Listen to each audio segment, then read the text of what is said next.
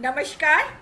मैं रत्ना वोरा अहमदाबाद गुजरात से बहुजन संवाद के यह शाम के इस कार्यक्रम में हमारे साथ जुड़े सभी दर्शकों का और मेरे पैनलिस्ट साथियों का बहुत बहुत स्वागत करती हूँ। यहाँ पर हमारे पैनलिस्ट साथी हैं प्रोफेसर अरुण कुमार जी, जो रिटायर्ड प्रोफेसर हैं जेएनयू से। मैं उनका स्वागत करती हूँ। साथ ही हमारे साथ जुड़े हैं राकेश रंजन जी। राकेश रंजन जी वरिष्ठ पत्रकार हैं, झारखंड से आते हैं। मैं उनका भी स्वागत करती हूँ। साथ ही हमारे साथ जुड़े हैं अरविंद श्रीवास्तव जी। अरविंद श्रीवास्तव जी एडवोकेट हैं हाईकोर्ट जबलपुर से। मैं उनका भी स्वागत करती हूँ। साथ ही मेरे सह संचालक मेरे साथ जुड़े हुए हैं डॉक्टर आनंद प्रकाश तिवारी जी।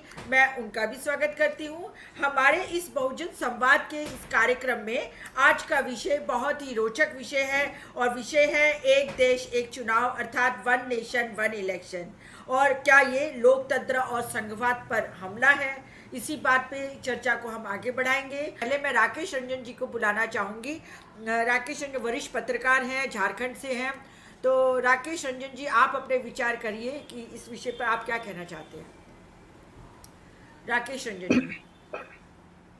अब तक जो साथी ने बातें कही है, बातें बहुत स्पष्ट है। बातें ले देकर जो प्रोफेसर साहब ने कही, फिर बाद में जो वकील साहब ने कही, बातें मंशा की है। बातें यह नहीं है कि वो कानून पारित होगा कि नहीं होगा, क्या होगा, किस तरीके से बातें बनेंगी। सवाल है कि ठीक है, अनुशंसा अभी आई है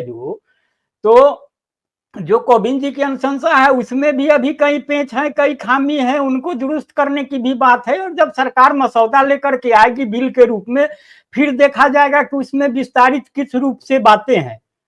बहुमत की जहां तक आप बातें कह रही हैं, संख्या बल का मामला है, तो बातें आप देखेंगी सोशल मीडिया में, तो बातें यह भी आ रही है, जो लोग सवाल उठा रहे हैं तो उनको कहा जा रहा है कि भैया आप चिंता नहीं करिए, पहले भी होता था कि फलाना विधेयक है तो कैसे आएगा, लोकसभा में बहुमत है तो राज्यसभा में नहीं है, तो हुआ कि नहीं सो आप देख लीजिए। मजाक मजाक में यह भी कह दे रहा है कि ठीक है हमारी संख्या कम है तो और दूसरे भी लोग हैं इधर आ सकते हैं, मतलब कांग्रेस के अलावे जो और इधर उधर के साथी है। तो ये अलग बात है। जो बात है, जो संघीय ढांचा की मजबूती की बात कर रहे हैं, तो जो नरेंद्र मोदी सरकार का जो 10 साल का अनुभव है, उसमें संघीय ढांचा किस कदर मजबूत हुआ है, किस रूप में मजबूत हुआ है, और उसको मजबूत करने के लिए मोदी जी ने और भाजपा की सरकार ने क्या किया है, सवाल यह अहम हो जाता है। और इसके आईने में इसको देखा जाना चाहिए, ठीक है ना। और जो बातें हो रही है चुनाव की, तो जो अनुशंसा है, जो हम खामी की बात कर रहे थे, उसमें आप लोकसभा विधानसभा चुनाव 7 की बात कह रहे हैं। जो संख्या बल का जो हिसाब किताब होता है, या विधायक की संख्या पूरे देश का जोड़ दीजिए और सांसद का जोड़ दीजिए, उसके अलावा जो 100 दिन के बाद आप चुनाव की बात कर रहे हैं, जिसमें लाखों प्रतिनिधि चुने जाते हैं, तो फिर एक साथ चुनाव की बात है, वो कहाँ चली गई? फिर तो मशीनरी जो लगेगी वो सुस्त होगी, फिर नए सिरे से वो ऊर्जा भरेगी, आएगी, तमाम बातें होंगी। अब जो खर्च की बात कह रहे हैं, या फिर यह कह रहे हैं कि एक साथ चुनाव नहीं होने से प्रधानमंत्री कहते हैं कि भैया हम जाते हैं दूसरे राज्यों में, तो प्रधानमंत्री होके भी उनके खिलाफ बोलना पड़ता है, तमाम बातें होती है, तो थोड़ी असहज बातें हो जाती है। सवाल पूछे जा सकते हैं कि भारत के एक प्रधानमंत्री के रूप में नरेंद्र मोदी ने जो इतिहास बनाया है, सांसद के चुनाव की बात हो, विधानसभा के चुनाव की बात हो, अब तो निगम वार्ड के चुनाव में भी प्रधानमंत्री प्रचार करते हैं, तमाम बातें होती है, तो क्यों करके क्या उपयोगिता हो रही है और नहीं हो रही है, इन बातों को भी कुल मिलाकर देखने की बहुत जरूरत है। और जहां तक खर्च में कटौती की बात है, तो प्रोफेसर साहब ने बता ही दिया है कि खर्च की बातें कही जा रही है, वह एक बहाना है और उसका कोई बहुत महत्वपूर्ण आधार नहीं बनता है। उन्होंने तो आंकड़े के हवाले से रकम के हवाले से बताया।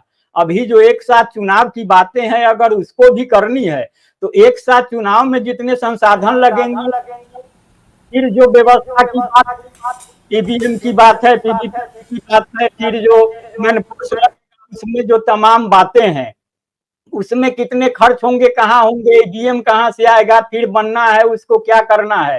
तो एक तरीके से तो फिर जो हम आलोचनात्मक रूप में नहीं कह रहे, एक तुलनात्मक रूप में अब देखिएगा, जो मनरेगा योजना जो चलती है कि जब मजदूरों को काम नहीं होगा ना, तो उस समय कुछ काम का सृजन होगा और उनको कुछ रोजगार के अवसर होंगे, उनसे रोजी रोटी चलेगी।